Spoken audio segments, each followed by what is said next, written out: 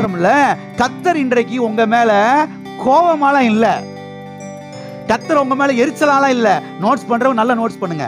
கர்த்தர் இன்னும் என் மேல கோபமா இல்ல, கரெக்டா எழுதுவீங்க. கர்த்தர் இன்னைக்கு என் மேல எரிச்சலா இல்ல, இன்னைக்கு கர்த்தர் என் மேலே அன்பாகவே இருக்கிறார். ஆமென். இதுதான் நல்ல செய்தி. ஆமென். ஏன் கர்த்தர் என் மேல அன்பா இருக்கிறாரு? தம்முடைய குமாரனாகிய இயேசு கிறிஸ்துவை கல்வாரி சிலுவையிலே எனக்காக தண்டித்து அவர் மூலமாக என்னை மன்னித்திருக்கிறபடினாலே இன்றைக்கு கர்த்தர் என் மேல கோபமா இல்ல, என் மேல எரிச்சலா இல்ல, என் மேல கடுப்பாலாம் இல்ல, என் மேல அன்பா இருக்கிறார். ஆமென். பக்கத்துல கையை பிடிச்சு சிரிச்ச முகத்தோட சொல்லுங்க, கர்த்தர் உங்க மேல அன்பா இருக்கிறாரு, உங்க குடும்பத்து மேல அன்பா இருக்கிறாரு, உங்க பிள்ளை மேல அன்பா இருக்கிறாரு. ஆமென். உங்க மேல அன்பா இருக்கிறார், நம்ம மீது அன்பா இருக்கிறான். அப்ப நம்ம மேல எப்படி இதெல்லாம் வந்துச்சு அப்படின்னா, நம்ம மேல அப்ப கர்த்தர் கோபமா இல்லையா? இப்ப நான் என்ன கேட்கிறேன்னா, இயேசு அப்புறம் கண்டிச்சாரு, என் மேல கோபமா இல்லைன்னா அப்ப கோபத்தை யார் மேல காமிச்சாரு? சொல்றது புரியுதா? கர்த்தர் என் மேல கோபமா இல்ல, என் மேல எரிச்சலா இல்லைன்னா அப்ப என் மேல காமிக்க வேண்டிய எல்லா கோபத்தையும் எரிச்சலையும் யார் மேல காமிச்சிட்டாரு? இயேசு கிறிஸ்துவின் மேலே, அவர் மேல காமிச்சிட்டாரு.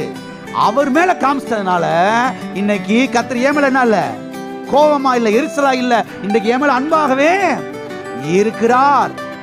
ரோமர் எழுதின 3ஆம் அதிகாரம் 25ஆம் வசனத்திலே நாம் பார்க்கிறோம், பொறுமையாயிருந்த முற்காலத்திலே அவர் பொறுத்து கொண்டார் என்று. எல்லாம் கவனிச்சுட்டே வாங்க, எல்லாரும் என்னைய பாருங்க. பாவம் செய்யற ஆத்துமா சாக வேண்டும். சாகணும்னா என்ன அர்த்தம்? தண்டிக்கப்பட வேண்டும் அர்த்தம். அப்ப ஆதாம தண்டிச்சிருக்கணுமா? எல்லாம் கவனிச்சு வரீங்களா? ஆதாம தண்டிச்சிருக்கணுமா? ரைட். ஆதாமுடைய பிள்ளையை தண்டிச்சிருக்கணுமா? ஆதாமுடைய பேரனை தண்டிச்சிருக்கணுமா? அதுக்கு பிறகு இன்ன வரைக்கும் உள்ள எல்லா மக்களையும் தண்டிச்சிருக்கணுமா? தண்டிச்சிருக்கணும், தண்டிச்சிருக்க கூடாதா? கண்டிப்பா தண்டிச்சிருக்கணும். ஏன்னா அவர் யாரு? நீதி உள்ள நியாயாதிபதி. அவர் அன்பின் தேவன் மட்டுமல்ல, அவர் நீதி உள்ள நியாயாதிபதி. ஆனா வேதவசனம் சொல்லுகிறது, ரோமர் 3ஆம் அதிகாரம் 25ஆம் வசனம் சொல்லுகிறது, தேவன் பொறுமையாயிருந்த முற்காலத்திலே. கர்த்தர் பொறுமையா இருந்தாராம். ஆதாம் செஞ்ச பாவத்துக்காக பொறுமையா இருந்தாராம், ஆபிரகாம் செஞ்ச பாவத்துக்காக பொறுமையா இருந்தாராம், தாவீது செஞ்ச நாம பொறுமையா இருந்தாராம், நாம எல்லாரும் செஞ்ச பாவத்துக்காக அவர் பொறுமையா இருந்தாராம். பொறுமையா அவர் பொறுத்து கொண்டாராம். பொறுத்து கொண்டாருன்னா என்னைக்காவது ஒரு நாள் கோபத்தை கொப்பளிச்சுதான் ஆகணும், கோபத்தை காமிச்சுதான் ஆகணும். அப்படித்தானே? எல்லாம் இருக்கிறீங்களா? இப்ப எல்லாருடைய பாவத்துக்காகவும் தண்டனை கொடுத்தான் ஆகணும். கர்த்தர் பொறுத்து கொண்டே வந்தாராம், பொறுத்து கொண்டே வந்தாராம். எத்தனை பேர் டேமுக்கு போய் பார்த்துருக்கிறீங்க? பை டேம் போயிருக்கீங்களா? ஏதாவது டேமுக்கு போயிருப்பீங்கல்ல? இந்த டேம்ல தண்ணி எப்படி வந்துச்சு? தண்ணி எப்படி வந்துச்சு? டக்கு கண்ண முடி தரதுக்கு முன்னாடி ஃபுல்லாகி நிறைஞ்ச சக்கில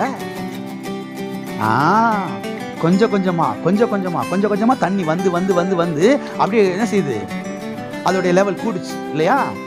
கர்த்தர் பாருங்க, ஆதாம் முதல் எல்லாருடைய பாவத்தையும் அப்படி ஒரு டேம்ல சேர்த்து வச்சுக்கிட்டே வர்றது மாதிரி தண்ணிய அப்படி எல்லாருடைய பாவத்துக்கான தண்டனைய அப்படி சேர்த்து வச்சுக்கிட்டே வந்தாராம். இவனுக்காக தண்டனை இருக்குது, இவனுக்கு தண்டனை இருக்குது, இவனுக்கு தண்டனை இருக்குது, இவனுக்கு தண்டனை இருக்குன்னு சொல்லி எல்லாத்தையும் டேம்ல தண்ணியை சேர்த்து வைக்கிறது மாதிரி அப்படியே சேர்த்து வச்சுக்கிட்டே வந்தாராம்.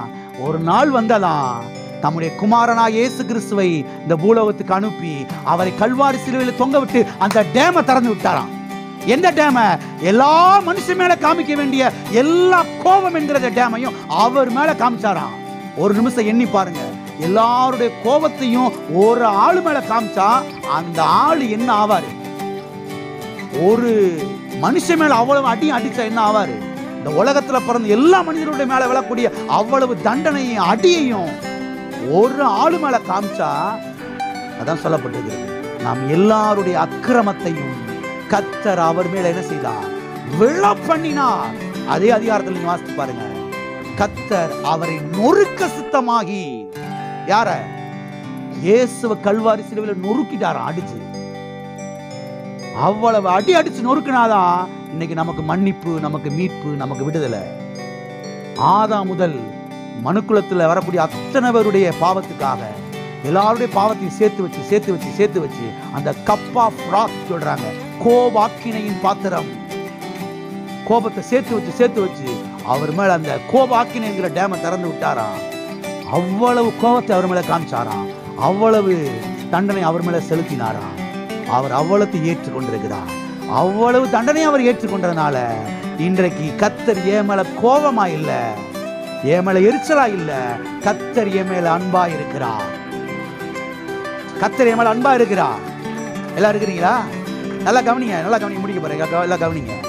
கர்த்தர் இன்னைக்கு என் மேல கோபமா இருக்கிறாரு அப்படின்னு ஒரு பாஸ்டரோ ஒரு விசுவாசியோ சொன்னார் என்று சொன்னால் அறிவு இல்லைன்னு அர்த்தம்.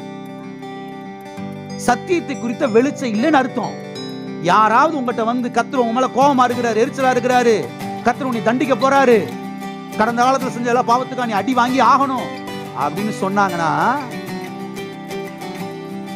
காது கொடுத்து என்ன செய்யக்கூடாது, கேட்கக்கூடாது. என் மேல விழ வேண்டிய எல்லா அடிகளும் இயேசு மேல விழுந்து விட்டது. என் மேல காமிக்க வேண்டிய எல்லா கோபத்தையும் இயேசு மேல தேவன் காண்பித்து விட்டார். அவர் தண்டிக்கப்பட்டு விட்டார். இன்னைக்கு கர்த்தர் என் மேல ஒரு தூசி அளவு கூட, ஒரு பாயிண்ட் கூட அளவு என் மேல கோபமா கிடையவே, என் மேல தேவன் அன்பாய் இருக்கிறார். நான் சொல்லுகிறேன், இந்த தேவ அன்பு தான் உங்க ஜெபத்துக்கு பதிலை கொண்டு வரும். கர்த்தாவே இன்னைக்கு என் மேல கோபமா இல்லப்பா. மக்கள் என்ன நினைக்கிறாங்கன்னா, நான் இந்த தவறு செஞ்சேன், அந்த தவறு செஞ்சதுனாலதான் இந்த ஜெபத்துக்கு பதில் வரலையோ. அதுக்காக தவறு செய்யுங்க, அதுக்கு கர்த்தர் லைசன்ஸ் கொடுத்துருக்காரு அர்த்தம் கிடையாது. நல்லா கவனிங்க. கர்த்தர் என் மேல அன்பா இருக்கிறார். கர்த்தாவே என் மேல கிருபையா இருக்கிறீர். சத்தியவேதம் சொல்லுகிறது, அவர் மன்னிக்கிறதிலே தயை பெருத்தவர். மன்னிக்கிறதிலே தயை பெருத்தவர். சத்தியவேதம் சொல்லுகிறது, மீறுதல்களை மன்னிக்கிறதிலே தேவரீர் உமக்கு ஒப்பானவர் யார்? இந்த உலகத்துல யாரும் கிடையாது மீறுதல்களை மன்னிக்கிறதுல அவரை போல. ஆமே. எல்லா கண்களை மூடி நாம் ஜெபிப்போம். எல்லா கண்களை மூடி ஜெபிப்போம். எல்லா கரங்களை உயர்த்தி நாம் அறிக்கை செய்வோம். எல்லா கரங்களை உயர்த்தி, எல்லா கண்களை மூடி. யார் அங்கங்க வேடிக்கை பார்க்க வேணாம். ஒரு நிமிஷம் எல்லா கரங்களை உயர்த்தி இயேசுவின் அன்புக்காக நன்றி செலுத்துவோம். இயேசுவின் அன்புக்காக, பிதாவாகிய தேவனுடைய அன்புக்காக கரங்களை உயர்த்தி கர்த்தரை நாம் ஸ்தோத்தரிப்போம். உண்மையாகவே இன்றைக்கு நீங்கள் மன்னிக்கப்பட்டிருக்கிறீர்கள். உங்களுக்கு தண்டனை கிடையாது, உங்களுக்கு ஆக்கினை தீர்ப்பு இல்லை. இதை உள்ளத்தில் வைத்து விட்டு செல்லுங்கள். கர்த்தர் இன்னைக்கு என் மேல கோபமா இல்லை, கர்த்தர் இன்னைக்கு என் மேல எரிச்சலா இல்லை, கர்த்தர் என் மேல அன்பா இருக்கிறார். எல்லா கரங்களை உயர்த்தி எல்லாரும் சொல்லுவோம் இந்த அறிக்கையை. தேவன் என் மீது அன்பாக இருக்கிறார். தேவன் என் மீது கோபமாக இல்லை. தேவன் என் மீது எரிச்சலாக இல்லை. தேவன் என் மீது, என் குடும்பத்தின் மீது, என் பிள்ளைகள் மீது, என் வீட்டார் மீது அன்பாகவே இருக்கிறார். இயேசுவுக்கு தண்டனை, எனக்கு மன்னிப்பு. தேவன் கிறிஸ்துவுக்குள் என்னை மன்னித்திருக்கிறார். மன்னிக்கப்பட்டிருக்கிற எனக்கு ஆக்கினை தீர்ப்பு இல்லை, எனக்கு தண்டனை இல்லை.